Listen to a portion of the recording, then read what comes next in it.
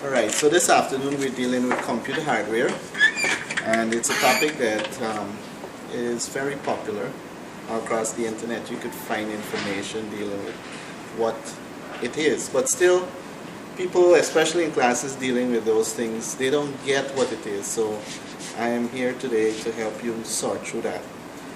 What is computer hardware?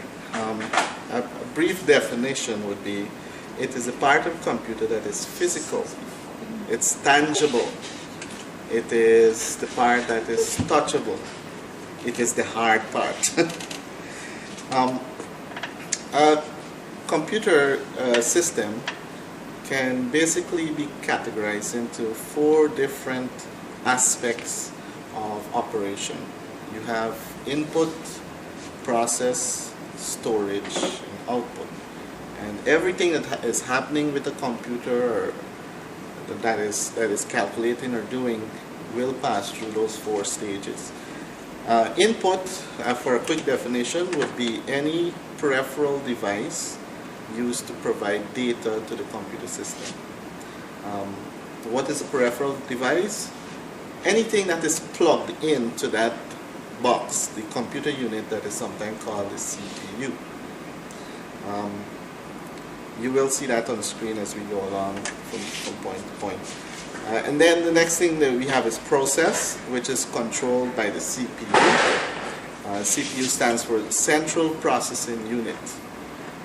That is the main chip in the computer that does all the calculating and spits out the solution as we go along. Then you have storage. Storage is broken up into several different sections and aspects.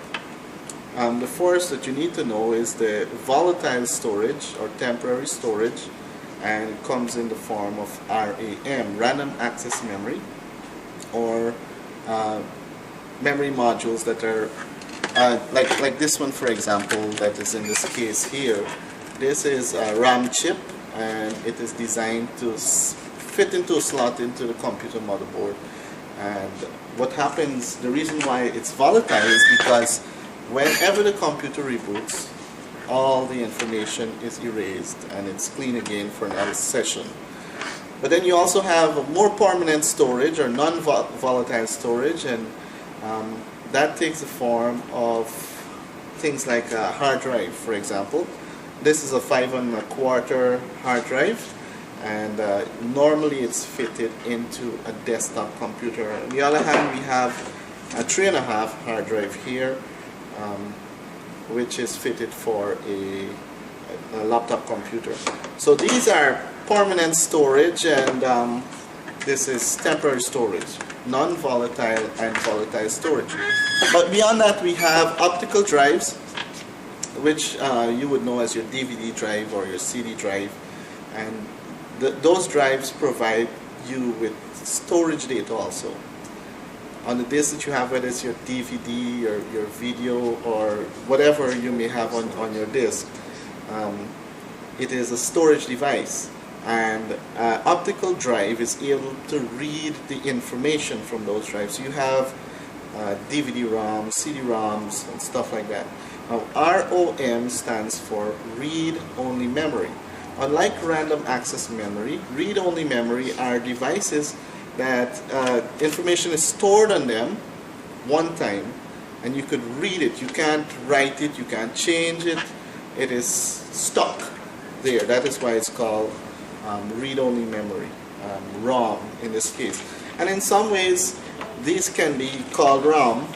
However, whenever we're ready to erase and put something back on it, it's readily available for that. You have DVDs and CDs that come in different types of format. Now notice here it says DVD-R, and that stands for a recordable DVD. I hope you can see that right there. That stands for a recordable DVD, and similarly you have CD-R. And basically what that means is that you can take one of these and you can write something to it. With the process is called burning. You burn information on this, and for one time, and after that you can put more information. Now there are newer programs nowadays that would allow you to keep adding information to some of these disks, but those take special optical drives and also special software. Perhaps as we go along I would get a little deeper into that. You also have CD and DVD RW drives and discs, that is, and those discs are the ones that you're able to write to and erase and rewrite to. They're reader-writer discs, and so they're more like a hard drive where you can erase and stuff like that. You also have, for storage devices, you have floppy disks, which are older technology, 3.5 inch. They are called floppy disks because the device on which storage is placed is a very flimsy material, and if you were to take it out of the case and shake it like this, it would be floppy. So that's why it's called floppy disk. You also have zip drives, which are older technology, but back in the old days it was able to hold as much as 120 megabytes, which was a lot of space. Today you can get a flash drive that would hold a lot more than that.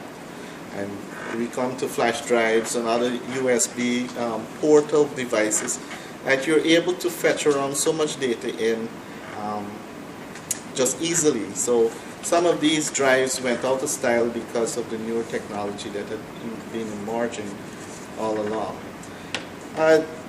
Output devices, like I said, the 4 category of processes that are taking place within a computer. You have input, process, storage. We just talked about storage. Output devices are things like monitor, for example. You could see what's happening on a monitor. A printer, you could print out what's going on. Speakers, you can hear what is happening and stuff like that.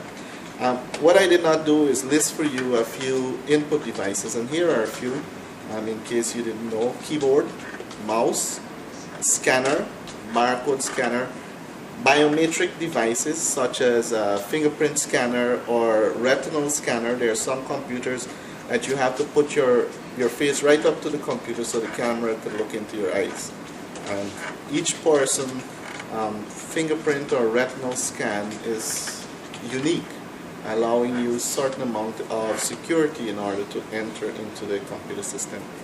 Cameras, digital cameras or camcorders or webcams, all those things are input devices. Microphone is an input device, and nowadays you have so many touch devices, and the screen on a touch device is also an input device. Alright, so that's a wrap for now.